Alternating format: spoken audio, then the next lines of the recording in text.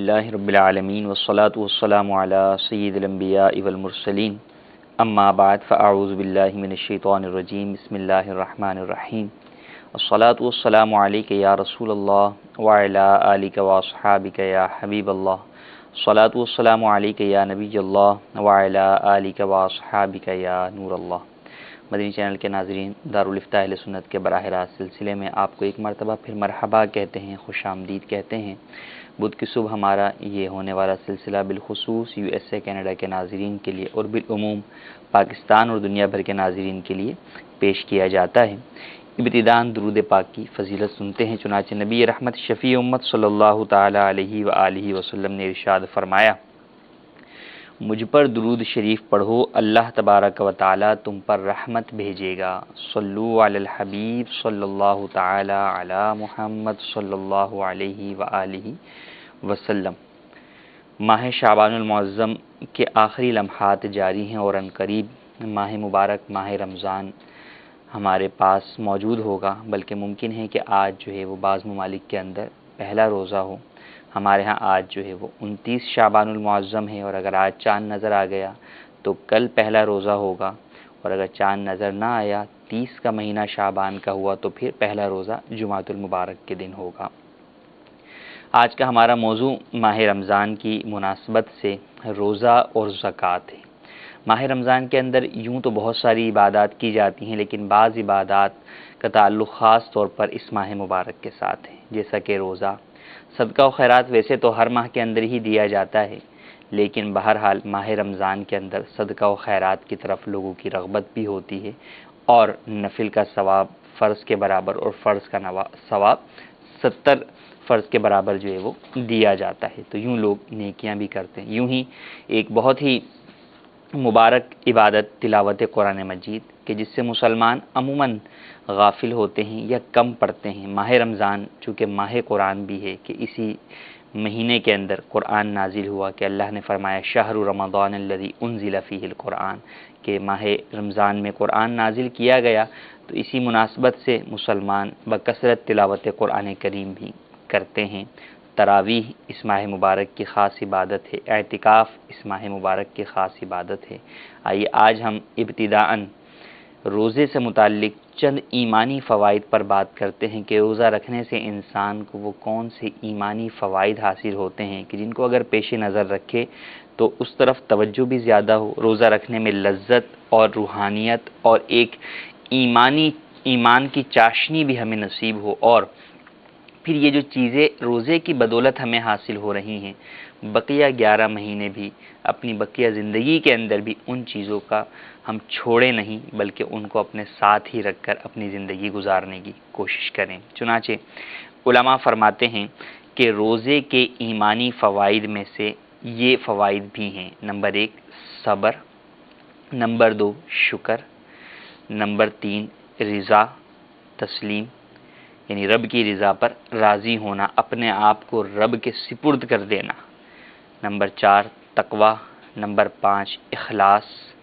Number 6 زہد یعنی دنیا سے بے رغبتی، اور نمبر 7 احسان، نمبر 8 توجہ الی اللہ۔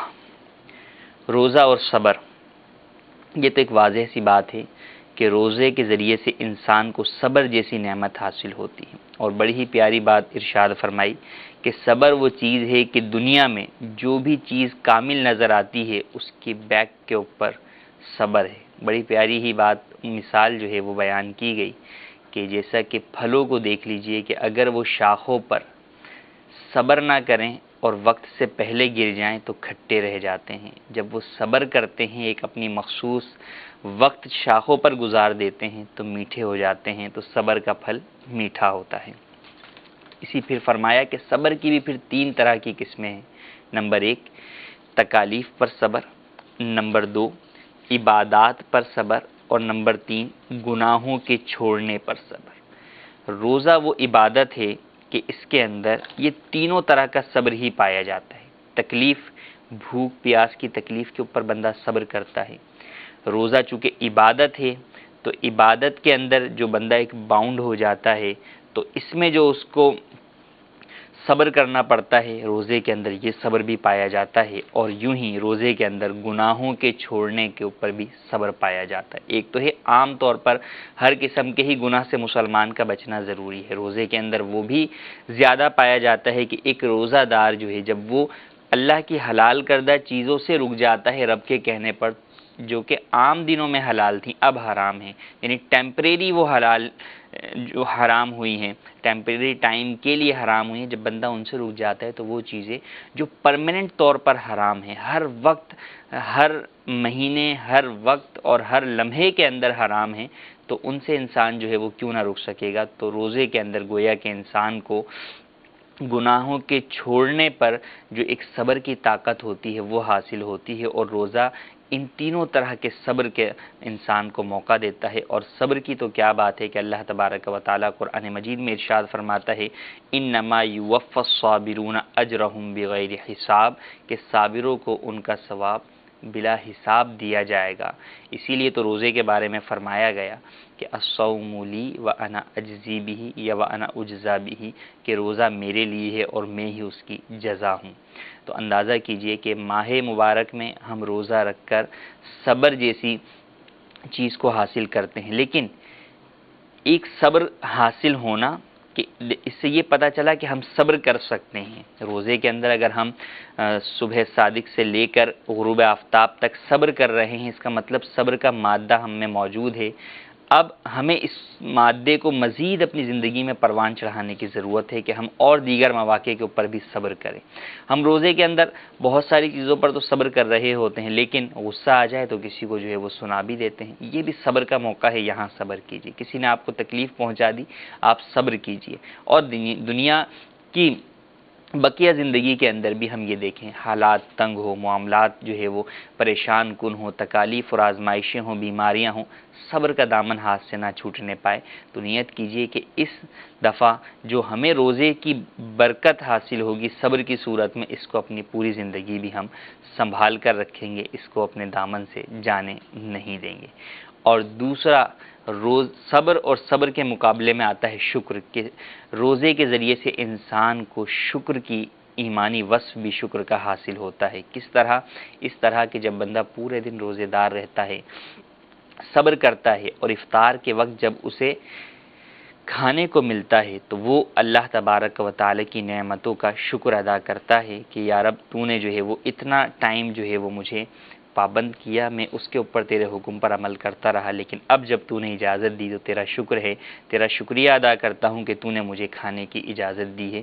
اور جب انسان یہ شکر ادا کرتا ہے تو اللہ تبارک و تعالیٰ نے شکر کے لیے ارشاد فرمایا لئن شکرتم لازیدنکم، کہ شکر کرو گے تو میں تمہیں اور دوں گا۔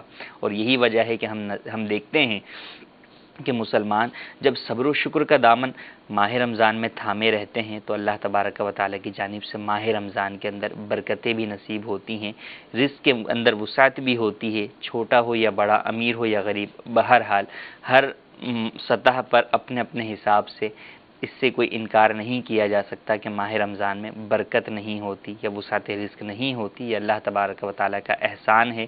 بات یہ ہے کہ ہم شکر ادا کریں، رب تعالیٰ کی نعمتوں کا شکر ادا کریں۔ یہاں پر ہی ایک اور بات جس کو اکثر ذکر کیا جاتا ہے اور قرآن کریم میں بھی موجود ہے کہ روزہ تقوی کی طرف لے کر جاتا ہے، روزے سے تقوی حاصل ہوتا ہے۔ اللہ تبارک و تعالی نے قرآن مجید میں ارشاد فرمایا لعلکم تتقون، تاکہ تم تقوی حاصل کر سکو۔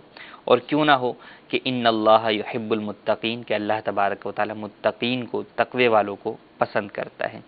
چونکہ روزے کے اندر انسان ہر وقت ان چیزوں سے بچتا رہتا ہے جو کہ روزے کو توڑنے والی ہیں، اور ان کو استعمال کرنا، جو چیزیں روزے کو توڑنے والی ہیں ان کو کھانے پینے اور دیگر چیزوں سے کیوں بچتا ہے؟ کہ رب کی نافرمانی ہے۔ روزے کی حالت میں یہ کام کرنا رب کی نافرمانی ہے۔ یہی تقوی کی اصل ہے کہ انسان رب تعالی کی نافرمانیوں سے بچ جائے، انسان اپنے آپ کو وہاں نہ پائے جہاں اس کے خالق نے اس کو جانے سے منع کیا ہے۔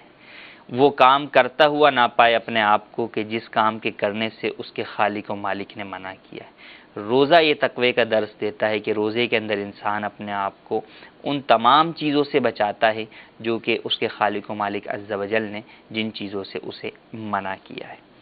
اور روزے کے ایک اور ایمانی فائدہ جو حاصل ہوتا ہے وہ ہے احسان۔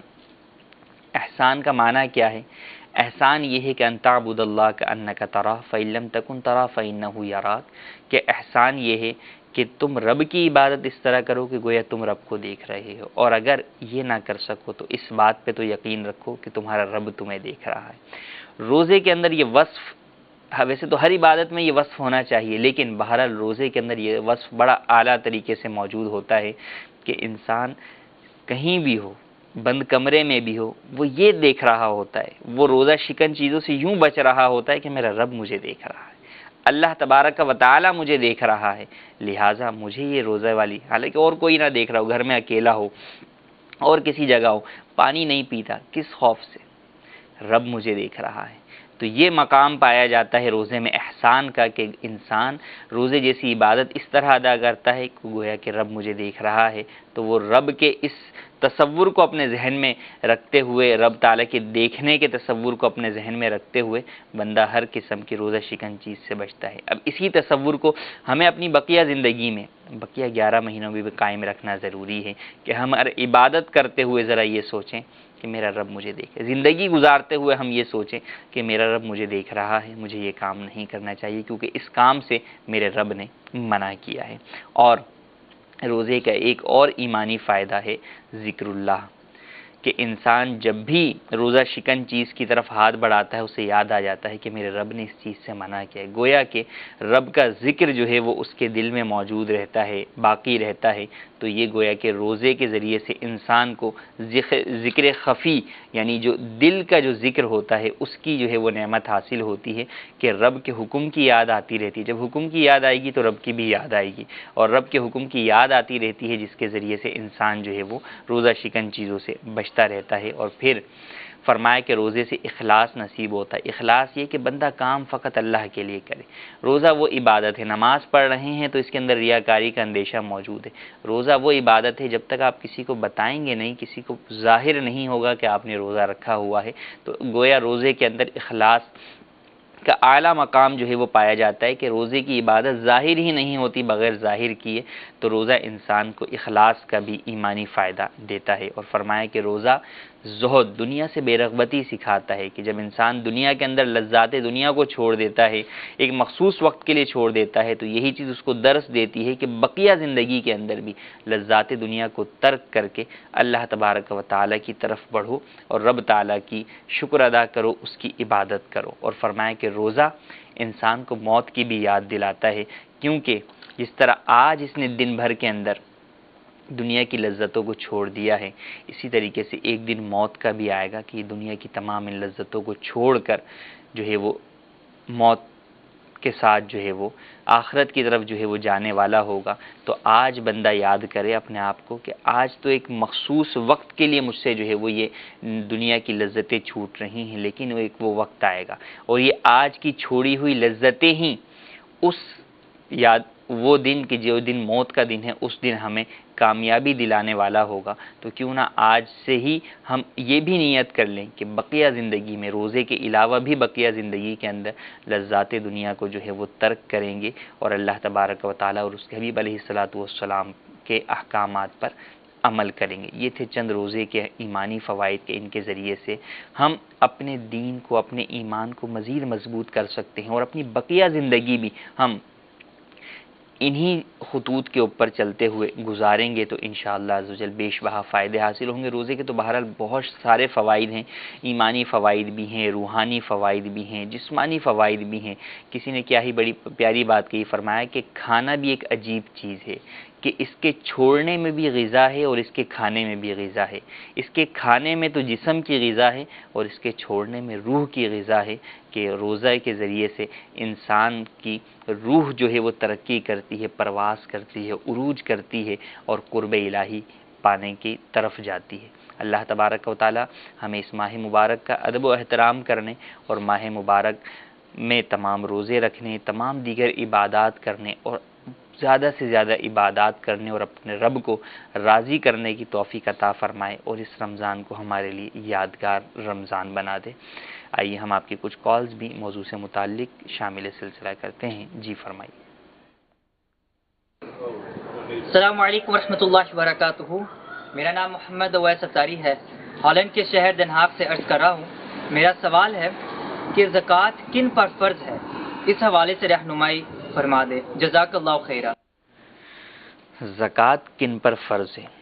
زکوٰۃ ہر مسلمان عاقل، بالغ، صاحب نصاب پر فرض ہے۔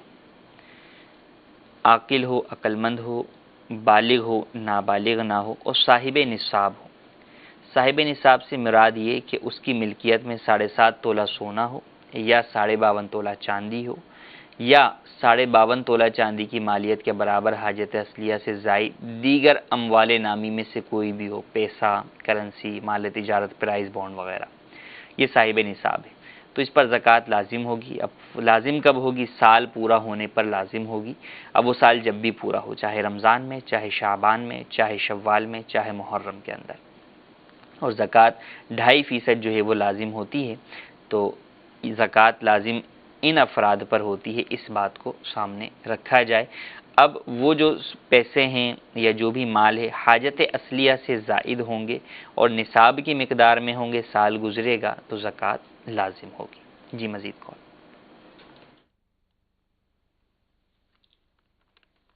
السلام علیکم ورحمۃ اللہ وبرکاتہ۔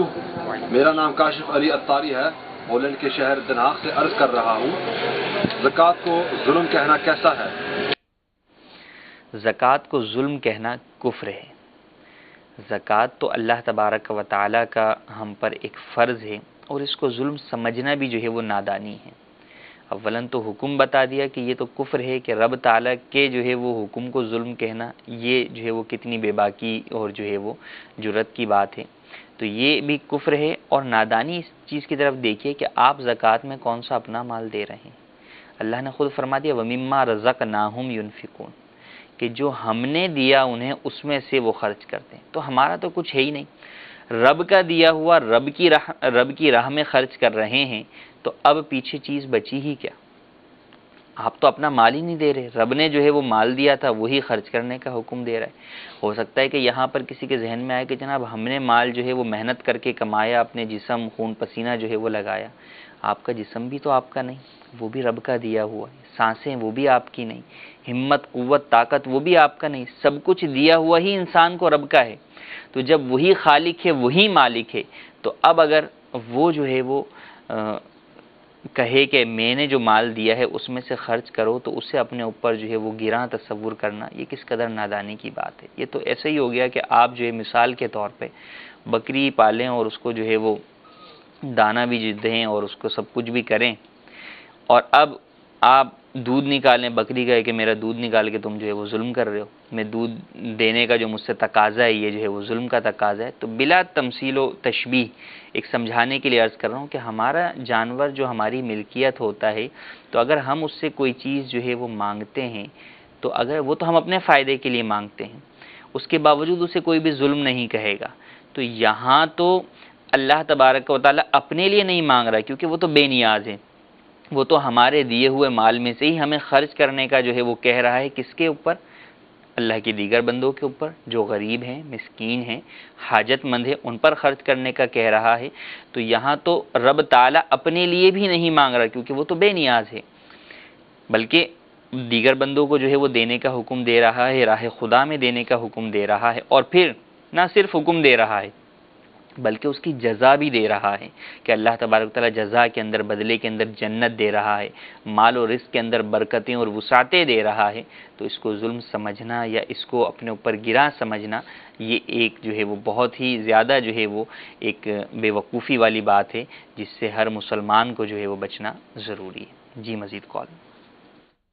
میرے نا یورپ اٹلی میں ایک دوست ہیں، تو انہوں نے ایک سوال پوچھا ہے کہ وہاں ان کا کچھ حالات اس طرح کے اور کوئی کام مل نہیں رہا، تو ایک دکان پہ کام مل رہا ہے بتا رہے ہیں وہاں پر یہ پرچون جو کریانہ کی چیزیں ہوتی ہیں اس کے ساتھ میں شراب کی بوتلیں بھی ہوتی ہیں، تو وہاں پر کام کرنا جائز ہے کیا؟ اور کم ہونا ہو تو جائز ہے یا نہیں ہے کہ ان شراب کی جائز کی بات ہے کہ جہاں کام کرنا ہے وہاں اٹھا کر دینی بھی پڑیں گی، ہاتھ لگانا ہوگا، تو کیا کام کرنا ان کے لیے یہ جائز ہے یا نہیں؟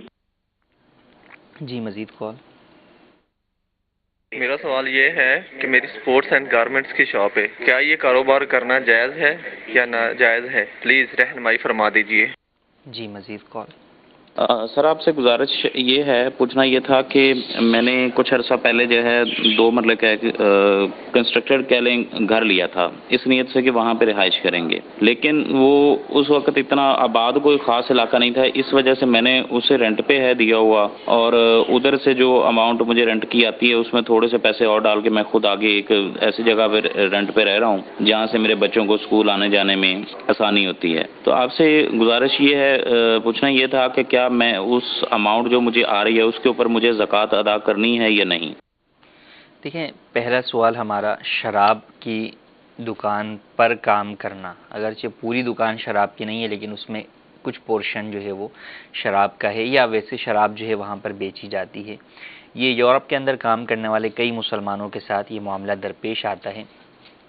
سب سے پہلے یہ بات ذہن نشین ہونی چاہیے کہ نبی کریم صلی اللہ علیہ وآلہ وسلم نے شراب کے معاملے میں 10 لوگوں پر لعنت فرمائی، اللہ تبارک و تعالیٰ کی لعنت ہونا بیان فرمائی۔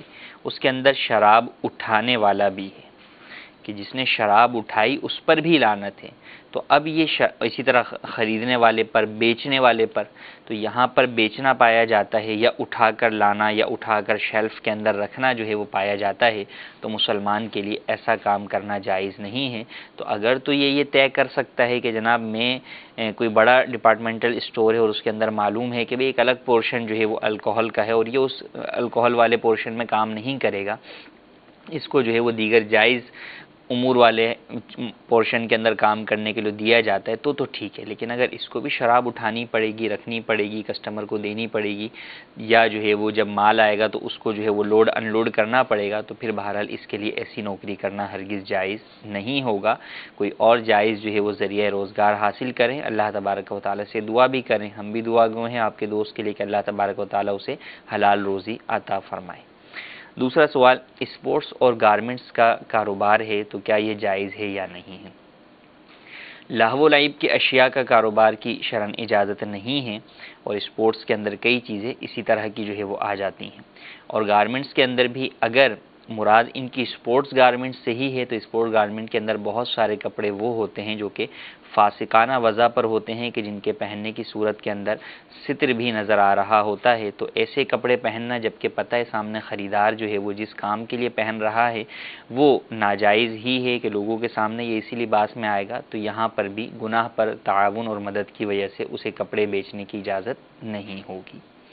تیسرا سوال یہ کہ کوئی پلاٹ خریدا تھا ہم نے رہائش کے لیے اور پھر بہرحال اس کو کرائے پہ دے دیا، اور اب آگے اپنے جو ہے وہ ایک اور کرائے پر رہ رہے ہیں، تو اب اس پر زکوٰۃ ہوگی یا نہیں؟ تو پلاٹ کو جب لیا تو رہائش کے لیے لیا تو ویسے ہی اس پر زکوٰۃ نہیں ہے، اگر بیچنے کے لیے لیتے تو بھی اگر کرائے پر دے دیتے تو اس پر سے زکوٰۃ، جب نیت زکوٰۃ کرائے پر دینے کے لیے کر لیتے، کرائے پر دے دیتے، نیت نہیں دے دیتے، تو ایسی صورت کے اندر جو ہے وہ زکوٰۃ اس پر سے ختم ہو جاتی آئندہ سال کے لیے، جو پچھلے سال کی باقی ہیں وہ تو بہرحال دینی پڑتی۔ اب مالیت کے اوپر تو زکوٰۃ نہیں، اس کے کرائے پر زکوٰۃ ہوگی جبکہ وہ کرایہ حاجت اصلیہ سے زائد ہو کر نصاب کی مقدار کو پہنچے، خود یا دوسرے مال سے مل کر۔ صورت مسئلہ میں جو ہمارے سائل محترم ہیں انہوں نے بتایا کہ وہ تو میں کرایہ ہی جو ہے پلس کر کے اور مزید پیسے ملا کر کسی اور جگہ کرائے پر رہتا ہوں، تو ایسی صورت میں اس کے اوپر زکوٰۃ لازم نہیں ہوگی۔ ایک ہمارے پاس میسج میں سوال آیا ہوا ہے کہ روزہ کتنے سال کی عمر میں فرض ہو جاتا ہے؟ روزہ فرض تو بالغ ہونے پر ہوتا ہے، اور بالغ ہونے کی عمر کم از کم لڑکے کے لیے 12 اور لڑکی کے لیے 9 سال اور زیادہ سے زیادہ دونوں کے لیے 15 سال ہے، لیکن بہرحال جب بچہ 10 سال کا ہو جائے تو اور روزہ رکھنے کی اس میں طاقت اور صلاحیت ہو تو اسے روزہ رکھوایا جائے۔ جی سوال دیجیے۔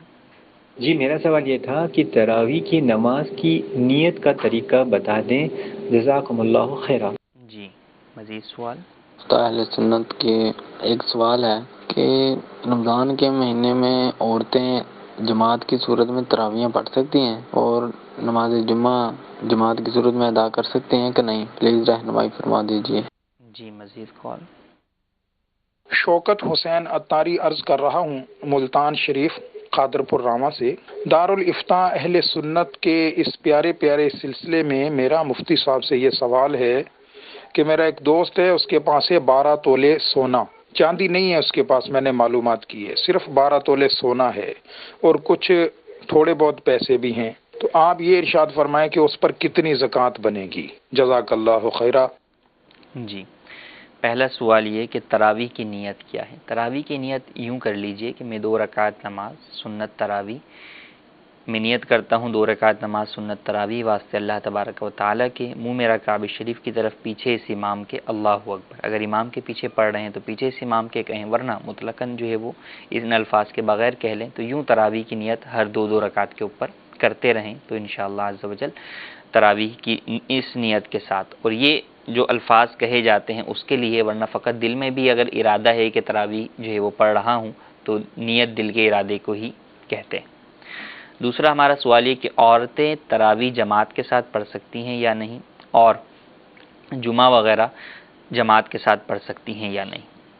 عورتوں کا اپنی جماعت کروانا کہ عورت ہی امام ہو، یہ فقہ حنفی کے اندر ناجائز ہے، اس کی اجازت نہیں ہے۔ اور جہاں تک عورتوں کا مردوں کے پیچھے جا کر مسجد میں جو ہے وہ باجماعت نماز تراویح یا جمعہ ادا کرنا ہے تو اس سے بھی منع کیا گیا۔ نبی کریم صلی اللہ تعالیٰ علیہ وآلہ وسلم کے حدیث مبارک کا جو ہے مفہوم ہے کہ عورت کے لیے اپنے گھر میں نماز پڑھنا میری مسجد یعنی مسجد نبوی میں نماز پڑھنے سے افضل ہے، تو لہٰذا عورتیں جو ہے وہ گھر میں ہی نماز ادا کریں اور تراویح کی نماز بھی گھر پر ہی ادا کریں، اور جمعے کی جگہ جمعہ عورتوں پر فرض نہیں تو نماز ظہر ہی ادا کریں۔ اب تراویح میں اگر یہ ہو کہ ہم کیسے ادا کریں، تو تراویح میں اگر حافظہ نہیں ہے تو اما پارے کی جو آخری 10 صورتیں ہیں علم تری کیف سے لے کر سورۃ الناس تک، یہ 10 مرتبہ پڑھیں 10 رکعتوں میں، اور اگلی 10 رکعتوں میں دوبارہ یہی پڑھ لیں۔ کسی کو یہ بھی نہیں آتی تو سورہ اخلاص تو ہر ایک کو ہی آتی ہے، تو سورہ اخلاص کے ساتھ بھی تراویح کو مکمل کیا جا سکتا ہے۔ تیسرا سوال یہ تھا کہ 12 تولہ سونا ہے، اس کے علاوہ چاندی بھی نہیں ہے، پیسہ بھی نہیں ہے، تو زکوٰۃ کتنی لازم ہوگی؟ زکوٰۃ 2.5% لازم ہوتی ہے۔ اب اس کے لیے وہ جو سونا ہے جتنے کیرٹ کا ہے وہ سناروں سے معلوم کر لیں کہ اس کی قیمت کتنی بنتی ہے، جو قیمت بنتی ہے اس کے اوپر 2.5% زکوٰۃ ادا کر دیجیے۔ ایک سوال ہمارے پاس میسج میں ہے کہ کیا بیوہ کو زکوٰۃ دے سکتے ہیں؟ دیکھیں، فقط بیوہ ہونے کی بنیاد پر تو زکوٰۃ کی وہ مستحق ہو یہ ضروری نہیں ہے۔ ہاں، یہ دیکھا جائے گا کہ بیوہ ہے، مستحق کے زکوٰۃ ہے کہ اس کی ملکیت میں 52.5 تولہ چاندی کی مالیت کے برابر حاجت اصلیہ سے زائد کسی بھی قسم کا مال موجود نہیں ہے، اور وہ سید اور ہاشمی خاندان سے بھی تعلق نہیں رکھتی، تو اسے زکوٰۃ دے سکتے ہیں۔ اگر بیوہ ہے اور واقعی مجبور بھی ہے لیکن سیدہ ہے یا ہاشمیہ خاندان سے تعلق رکھتی ہے، ہاشمیہ ہے ہاشمی خاندان سے تعلق رکھتی ہے، تو اسے زکوٰۃ نہیں دے سکتے۔ یوں ہی بیوہ ہے لیکن بہرحال اس کے پاس زیور موجود ہے، تو ایسی صورت کے اندر بھی اسے زکوٰۃ نہیں دے سکتے جبکہ وہ زیور اس کا حاجت اصلیہ سے زائد نصاب کی مقدار میں اس کی ملکیت میں موجود ہو، یا زیور بھی نہیں ہے، گھر کا اضافی سامان ہے، یا جو ہے وہ اور جو ہے وہ جہیز وغیرہ کا اس طرح کا سامان ہے جو حاجت اصلیہ سے زائد ہے۔ اب اگر اس کی مالیت بھی 52.5 تولہ چاندی کو پہنچتی ہے اور وہ اس کے پاس رکھا ہوا ہے اور اضافی ہے، تو ایسی صورت میں بھی اسے زکوٰۃ نہیں دے سکتے۔ جی مزید کال۔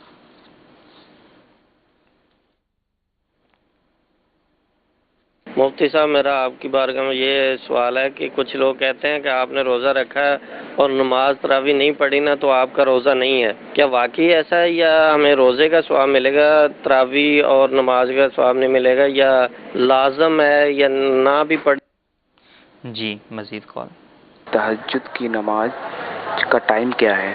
اور میرے ابو کی طبیعت ٹھیک نہیں ہے، کوئی ایسا راستہ بتائیں کہ وہ نماز پڑھ سکیں، ان کا ہاتھ پیر کچھ نہیں کام کرتا، تو پھر نماز کیسے پڑھیں؟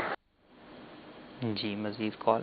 جی، میرا سوال عرض ہے دارالافتاء اہل سنت میں کہ ہمارے گھر تقریباً 4 سے 5 لاکھ روپے پڑے ہیں، ابو کی پینشن وغیرہ آئی تھی تو انہوں نے نکلوا کر گھر رکھے ہوئے ہیں، تو ان کے اوپر پوچھنا تھا کہ زکوٰۃ کتنی بنتی ہے؟ جزاکم اللہ۔ جی، پہلا سوال یہ کہ اگر روزہ رکھا اور تراویح نہیں پڑھی تو کیا روزے کا ثواب ملے گا؟ دیکھیں، روزے کا تو ثواب ملے گا، تراویح کی وجہ سے روزہ نہ چھوڑا جائے، روزے کی وجہ سے تراویح نہ چھوڑی جائے، اور کوئی بھی چیز نہ چھوڑی جائے، دونوں چیزیں ہی ادا کی جائیں، تو لہذا تراویح بھی ترک نہ کریں اور روزہ تو لازمی طور پر ترک نہ کریں۔ روزہ فرض ہے، تراویح سنت مؤکدہ ہے۔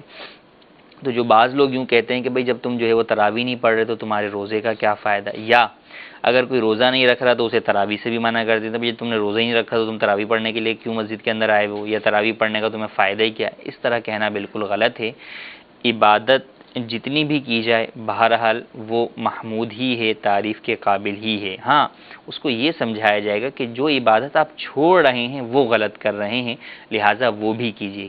جو عبادت کر رہا ہے اس سے نہ روکیں، بلکہ وہ جو چھوڑ رہا ہے اس کی طرف اس کو راغب کریں کہ یار یہ آپ اس کو بھی کریں، ماشاءاللہ تراویح تو پڑھ رہے ہیں، آپ روزہ بھی رکھ لیں، ماشاءاللہ آپ روزے تو رکھ رہے ہیں، ساتھ میں آپ تراویح بھی پڑھ لیں تو اور بہت سارا جو ہے وہ ثواب ہوگا۔ تو یوں لوگوں کو موٹیویٹ کر کر جو ہے وہ لایا جائے، نہ یہ کہ لوگوں کو جو ہے وہ جو کام کر رہے ہیں ان سے بھی جو ہے وہ دور بھگا دیا جائے۔ تو بہرحال روزہ بھی رکھا جائے اور تراویح بھی رکھی جائے، لیکن اگر کسی وجہ سے کوئی تراویح نہیں پڑھتا تو اب اس کا جو بھی گناہ والی صورت ہے وہ تو ہے، لیکن اگر وہ روزہ بھی چھوڑ دے گا تو اور ڈبل جو ہے وہ گناہ ہو جائے گا اور زیادہ گناہ گار ہو جائے گا، کیونکہ روزہ تو بہرحال فرض ہے۔ یوں ہی اگر کوئی کسی مجبوری کی وجہ سے، ایسے افراد بھی ہیں کہ جناب شیخ فانی ہیں یا بیمار ہے ایسا کہ روزہ نہیں رکھ سکتا، تو یوں نہیں کہ روزہ نہیں رکھ سکتا تو وہ تراویح بھی نہیں پڑھتا، شوگر کے مریض ہے، تراویح پڑھنے میں اس میں کوئی پرابلم نہیں ہے، ہاں ہو سکتا ہے کہ روزہ وہ نہیں رکھ سکتا ہو، تو ٹھیک ہے، اس کو تو روزہ چھوڑنے کی شرعاً اجازت ہے کہ جب صحت یاب ہوگا تو قضا کر لے گا، لیکن اب وہ بولے چونکہ میں نے روزہ نہیں رکھا تراویح بھی میں نہیں پڑھتا، ایسا نہیں ہے۔ تراویح بہرحال اس کو پڑھنی ہوگی، ورنہ تراویح روزہ تو چھوڑنے کی اس کو اجازت مل گئی اور اس پر گناہ گار نہیں ہے، اس کے تو قضا کے احکام بعد میں ہوں گے، لیکن اگر وہ تراویح بھی جان بوجھ کر چھوڑے گا بلا عذر کے تو یہاں پر وہ گناہ گار ہوگا۔ تو اس بات کو ذہن نشین رکھا جائے کہ دونوں عبادات علیحدہ علیحدہ ہیں، دونوں کو بھی ادا کیا جائے، کسی بھی ایک کی وجہ سے دوسری کو نہ چھوڑا جائے اور کسی ایک کو بھی بلا وجہ چھوڑا نہ جائے، بلکہ دونوں عبادات کے اوپر ہی عمل کیا جائے۔ دوسرا سوال ہمارا یہ کہ سجدے تہجد کا وقت جو ہے وہ کیا ہے؟ نماز عشاء پڑھنے کے بعد ایک لمحے کے لیے بھی اگر آپ کی آنکھ لگ جاتی ہے، آپ سو جاتے ہیں، تو اب اٹھ کر صبح صادق سے پہلے پہلے تک کا سارا وقت جو ہے تہجد کا وقت ہے، سونا اس میں شرط ہے۔ اور انہی کا جو سوال تھا کہ ان کے والد جو ہے وہ بیمار ہیں، اللہ تبارک و تعالیٰ ان کے والد کو رمضان المبارک کے صدقے میں شفائے کاملہ عاجلہ عطا فرمائے۔ نماز سے متعلق پوچھا کہ وہ چل پھر نہیں سکتے، ہاتھ پاؤں نہیں ہلا سکتے، نماز کیسے ادا کریں؟ تو نماز کے اندر حکم یہ ہے کہ کھڑے ہو کر پڑھ سکتا ہے کھڑے ہو کر پڑھے، نہیں کھڑے ہو کر پڑھ سکتا بیٹھ کر پڑھے، بیٹھ کر نہیں پڑھ سکتا لیٹ کر پڑھے، لیٹ کر جو ہے وہ نہیں پڑھ سکتا اشارے کے ساتھ نماز پڑھے۔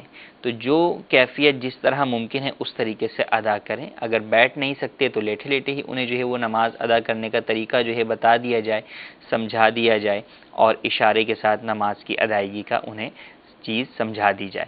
تو جو خاص سچویشن جو ہے وہ موجود ہے اس سے متعلق آپ دارالفتاح اہل سنت فون پر رابطہ کر کے مختلف آپشنز کے اوپر کہ بھئی یہ کام کر سکتے ہیں تو اس طریقے سے وضو کس طریقے سے کون کروائے گا، تو اس بارے میں ان ڈیٹیل جو ہے وہ معلومات لے لیں تو انشاءاللہ عز و جل فائدہ بھی آپ کو ہوگا اور آپ اپنے والد صاحب کی نمازوں کی ادائیگی بھی کروا سکیں گے۔ ایک اور سوال یہ تھا کہ پینشن کے پیسے وغیرہ آئے ہوئے ہیں تو ان کے اوپر کتنی زکوٰۃ ہے؟ تو اگر وہ پیسے جو ہے وہ پینشن کے ابھی موصول ہوئے ہیں، پہلے سے کوئی صاحب نصاب نہیں تھا تو سال گزرنے پر زکوٰۃ لازم ہوگی۔ زکوٰۃ رمضان میں لازم نہیں ہوتی، زکوٰۃ سال پورا ہونے پر لازم ہوتی ہے، تو جب سال پورا ہوگا تو اس کے اوپر زکوٰۃ لازم ہوگی۔ اللہ تبارک و تعالیٰ سے دعا ہے کہ اللہ تبارک و تعالیٰ ہمیں ماہ رمضان کو عبادتوں کے ساتھ گزارنے کی توفیق عطا فرمائے اور اس میں ہمیں ہمت عطا فرمائے اور زیادہ سے زیادہ رب کو راضی کرنے والے کاموں میں لگے رہنے کی توفیق عطا فرمائے۔ آمین بجاہ النبی الامین۔ صلو علی الحبیب صلی اللہ تعالی علی محمد صلی اللہ علیہ وسلم۔